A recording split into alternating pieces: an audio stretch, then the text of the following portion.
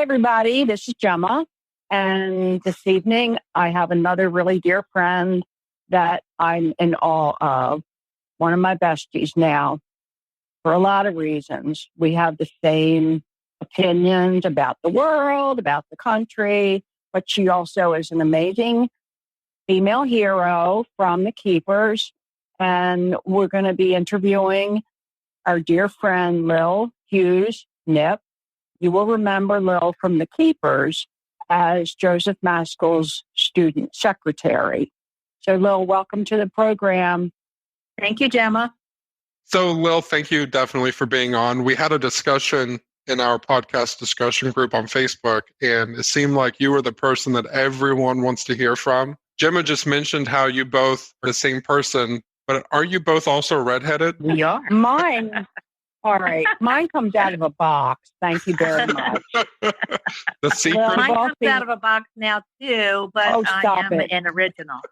So you all have seen Lil's gorgeous picture from her yearbook. All right, Lil, can you tell us a little bit about your background, specifically about your family and where you grew up? I grew up as one of 8 children in a large Irish Catholic family, a middle-class family. We lived in Relay, Arbutus, Catonsville in Maryland. My dad was a salesman and my mom was a homemaker. What differentiated my family was that my oldest brother, Mike, was developmentally and physically disabled. And he was that way because he was born on Christmas. My dad was away at the war and my mom was home alone. And she worked at the hospital that she delivered at. She came to the hospital with her contractions very close apart. And her doctor was at a Christmas party and was drunk. And back in those days, the doctors, Mike just died within the last year and he was 75. They used to give women twilight sleep. And they also used to cross their legs and sit on them. And so Mike was the pressure of him trying to be born for 16 hours and no other doctor performing the birth caused Mike's full and developmental disabilities.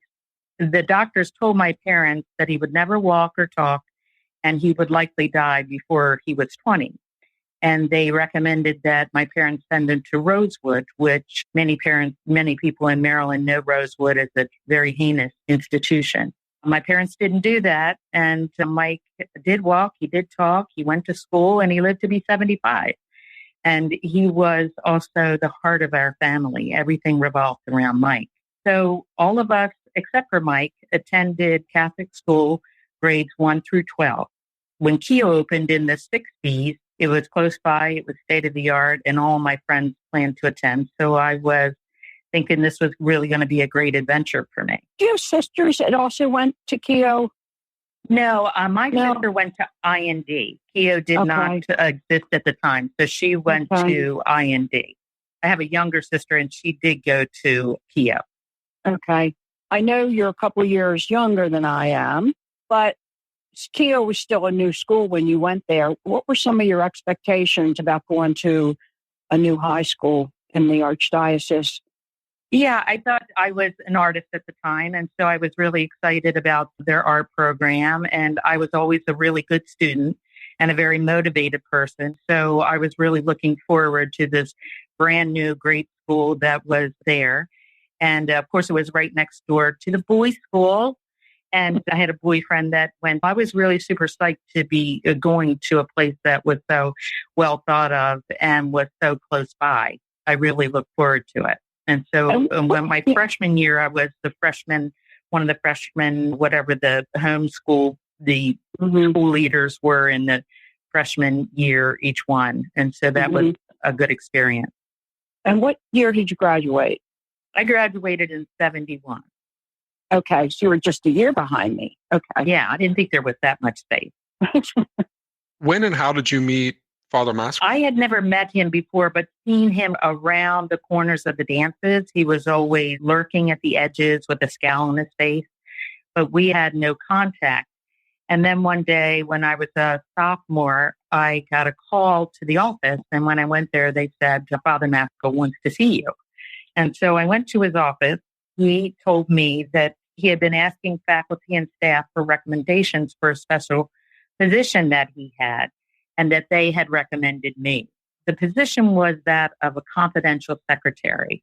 That person would be taking dictation and typing case notes on counseling sessions that he had with students who were also my peers.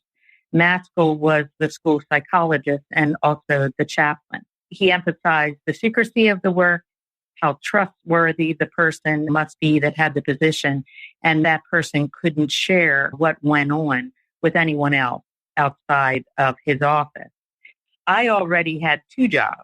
I worked in a bingo hall and I worked in a dry cleaners. And my main goal was to get a car because having 8 siblings, there was no way that I was going to ever be able to have any time in either of my parents' car.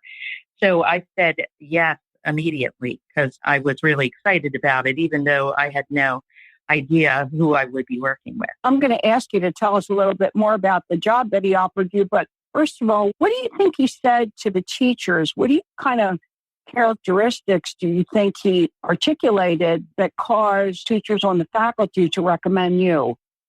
I don't really know as well as I do that I was taking a dual track, although I don't know by sophomore year whether you were really doing that or not. Mm-hmm. I was typing and taking dictation and I was 16. And so the confidentiality was the thing that he kept stressing time and time again, the secrecy. Everything about and that kind of blew me away, but also made me feel very special. And as a person that had 8 siblings, you don't get a lot of opportunity to feel special, especially with a special needs brother, because all of the attention of our parents was towards my brother. So that really intrigued me because I thought I was going to find out some juicy things, which I did. But I guess that is where the kinds of things, could she be trusted? Is she the kind of person that is frivolous or giggly? And I never was. I wasn't a girl that was with the popular girls. I was a pretty serious student and not one for getting into any trouble or to just goofing off or anything. Mm-hmm. I think that was the thing that I guess they what I said I would do. And so they weren't looking for anybody that would gab about what was going on in there. If you don't mind me asking, were both of your parents living and I know you had a lot of brothers and sisters, but were they able to be involved at all in school?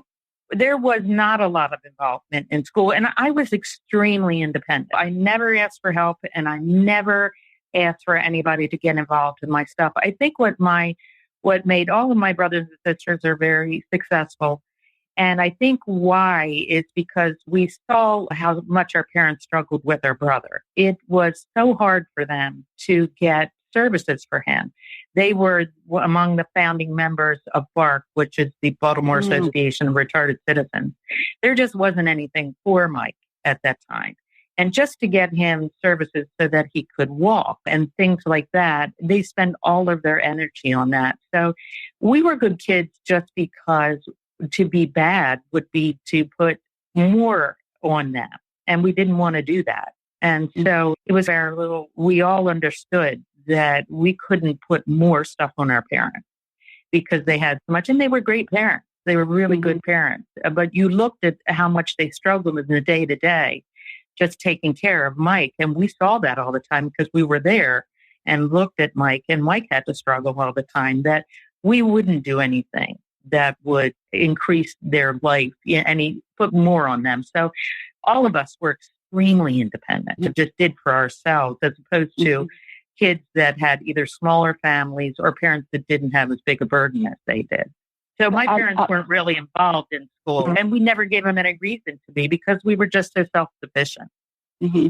It seems like Maskell knew everything about everybody, like their family issues or non-issues. I worked at a private school, and you have access to a lot of information. And given that, even though he was a chaplain and he was a counselor, as Gemma, he acted more like he was the principal, like he was in charge. Right. And so while all those charts and all your files should be confidential, I feel very strongly like he knew everything was in all of those files. I think that one of the reasons why Jean and May were targeted is because we did come from such large families. And that means that the parents weren't watching as closely as other families were. And so it made it easier for him. And I'm sure he knew that if you were working 2 other jobs to get a car, that you were diligent and that you were independent. So what I'm going to do, I'm going to ask you about the job, but only tell us as much as you're comfortable with. Sure. Tell us like what happened the first day you were on the job. Did you do it in his office? Were you at a typewriter, a computer? What exactly happened? Yeah, there was no computers those days. That was in the 60s. And so he would dictate and I would take shorthand and then I would transcribe it into written notes. The content became, as we moved along, it was often sexual in nature. The students were experiencing some kind of sexual issue. There was incest, venereal disease, promiscuity, even bestiality, group sex, you name it. And here he is sitting across. He's got a desk in between the 2 of us facing him. He's looking at me the entire time. I'm taking shorthand, but I'm going to be the supreme professional and act as if this isn't just like blowing my lid off because as a 16-year-old, I have no experience with any of this. And so it took everything I had to not respond negatively to what he was saying. And so this was pretty much the way that it went. There was sometimes that it was just a normal depressed student or something, but more often than not, there was something sexual in nature going on. And then he would say sometimes that he would have to take the student to a gynecologist, and that was Dr. Christian Richter, because the girl was too frightened to tell her parents or because the parent was the one abusing them. And so it was never included in anything that he dictated that he communicated to the parent what was going on. That was never part of included in that. During the matter, all of that time that I would sit and he had a typewriter there and I would sit and I would type. And then after that, at the end of each session, then he would talk to me and he would flatter me and he would make me feel very special, like I was just the most fascinating, intelligent young in the world, and as if we were 2 adults talking to one another. And as time went on, the conversations got more pressing and they became more personal. And he wanted to know about my boyfriend and my sex life and my relationship with my father and my family. And then he would cast innuendo about father. My boyfriend was 100% Irish. My father is 100% Irish. So he said that I wanted to have sex with my father because I had a boyfriend who was red-haired and my father was red-haired and they were both Irish. So certainly this meant that I wanted to have sex with my father. And of course, then I would protest and we'd go back and forth and have this very challenging back and forth thing. Then he did the blood test and then he wanted to hypnotize me. I was being the arrogant little thing I was. You can't hypnotize me. You can't hypnotize me. And he goes, oh, I'm sure I can. And so we go back and forth and I'm sure he did. But to me, thinking that I'm that smart, it went through that whole thing. After a while, I remember the early times of our relationship for the first probably 6 weeks. And then he started giving me Coke. And the Cokes were in a paper cup and he would get them from his refrigerator and never give me a Coke in a can. He would always give me some Coke in a paper cup. And that was a big deal to me because being in such a big family, we only had brandless food, cheap food. So that was really cool to have a Coke. But then in retrospect, it did not hit me while I was going through it, but later it hit me that I had no memories of those events when I would get the Coke, that there was nothing, I couldn't remember what had transpired when we were in those sessions when I was getting the Coke. But everything that he talked to me about and the way that he praised me and everything, it was all classic grooming techniques, but for child that didn't really receive much attention at home, by virtue of how many kids there were there, then it was very effective and it was pretty memorable. The Cokes, I have very few memories of what transpired in the office by virtue of the Cokes, but I do remember being in the car and being transported to Dr. Richter's office. And also, I imagine it's Dr. Richter's because I know it is a I'm going somewhere, and then I get to a gynecologist. So I am definitely in a gynecologist's office.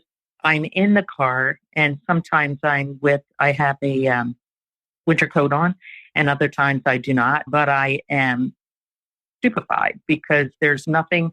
I'm not looking at him. I'm not talking to him. I'm not looking out the window. My head is on my hands. My eyes are on my hands, which are in my lap, and they're unmoving. So I'm just staring straight at my hand on the couple of occasions that I can remember doing that, but everything is a haze, and I do not look at him or anything else. And then when I am in the gynecologist's office, then I am on the table and my feet are in the stirrups, my skirt is up, and I am looking at myself from up above, looking down on myself. And sometimes there are about a dozen men, and other times there are like 4 or 5 men. And I think they're men, but I don't know that they're men. I just think that they're men. And they're all in dark clothing. And they could be uniforms or they could be clerical robes, but they're all darkly clothed. And they seem to be different times because of the variation in where the men are placed and how many there are. And so that's always been a very consistent memory, but I never could figure out where it came from or why I was having it. And so I just thought, hey, you're nuts. Where is this? Where could it possibly come from? Because I never connected with anyone else at school to verify anything. Even though Jean and I were friends, there was no connection between her and I as to what anything was happening. I had no conscious memories of him doing anything to me that I could remember until the very last day of school. And the very last day of school, I am out. And as usual, on the last day of school, everybody gets wild and everybody starts hooting and hollering and they start writing all over their blouses and shoes and stuff like that. And so I'm doing all of that. And then I get a call to the office and they tell me to go see Father Maskell. And so I go there and he's in front of the desk. And I've never seen him in front of the desk. He's always been behind the desk. And he gives me a bonus check and I take it. And then he starts crying and starts saying the loneliness of the priesthood, you can never have anyone on, and then saying that he loves me. And then he grabs me and gropes me, puts his hand on my breast, and he starts kissing me. And the one thing that 5 brothers is good for is fighting back. And so I hit him and I get away from him, but not before scratching his face and running out of there. So that's the last exchange I ever had with him. That was my last day of school. You have to tell us what happened when you got called up on the altar, on the stage to accept an award. Yeah. I'm sorry. So, it's perfect. Yeah. And so so then I guess it's a couple of days later, that's usually not long after that the graduation occurs, and that he gave me a special award for school service or something like that. And then I go up and he gives me the award and there's that scratch on his face. So it was just a very surreal experience. And not only that, but then I had been in a committed relationship for 3 years in high school. And my boyfriend broke up with me right before graduation. And he had fallen in love with another girl in my senior class. And so I go out with my girlfriend to parties, graduation parties, and I have not been out and about forever because I've only been with my boyfriend. And so the teachers in my high school, male teachers, are at these parties and they're making out with my class at these parties. And I'm like, what the hell is going on? Not only did I just have this with this priest, but now these guys that I've had for class are there making out with my classmates. And so the world was truly turned upside down for me. I just didn't have any idea what was going on. And it just started me down a path, all of that, into just complete chaos for a very long time. I know Shane has some follow-up questions too, but can I ask you to go back to the job that he gave you? Do you remember how often, like in a typical week, you would have been in his office. And did that mean you got to skip class? Yes, it did mean I get to skip class. I worked at the bingo hall two nights a week, and then I worked at the dry cleaner once a week. And I think I worked for him mostly it was set up originally for 2 times a week, but then he would call me out of class. So he could call me out of class at any time, and I could get out of any test and anything by virtue of his say-so. Right. So all of a sudden, my name could come over the loudspeaker, and I was summoned to for what? Just to give dictation? I didn't think anything of it, and I can't believe I was such a stupid girl. But, I feel stupid now. Yeah. Was any of it after school? Yes. It was originally set up to be after school. To get home. Late bus. Okay. When he was dictating these reports to you or whatever they were, was he just like talking off the top of his head, or was he looking at notes? And did he give girls names? Yeah, they gave girls names. I don't remember whether he was talking off the top of his head or not, because my head was on the shorthand pad. So I'm looking down at my shorthand pad and not really at what he's doing. But every time I look up, he's looking at me. So I do know that. Yeah, incredulous for you to be hearing things about people that you knew that were going to school there. That was what the weirdest thing was. And then my mother met him at some point in time, and she was really rattled. And she said, I don't like him. I don't like the way he looks at you. I don't want you working for him anymore. And I got really upset with her. And I said, I can't believe you think that. Oh, that's just so wrong and everything. And I refused to stop working for him. So she and I got into a terrible fight over it. But she was not wrong. But the one time she met him, she really disliked him. But that didn't stop me. And you were determined to get that car. I was determined, and I did get that car. Yeah, of course. Moms know. Moms have insight, right? They do. Mom, yeah. Yeah. But my mom and I, we conflicted a lot, but she was often right on the money. So. Did you ever tell her what was going on at school? Went to the doctor and... She died very early. I didn't get to tell her. And I have an extremely Catholic family, and I honestly did not think anybody would believe me. Everything was so vague, and there was no one to corroborate anything. And I really didn't think they would believe me.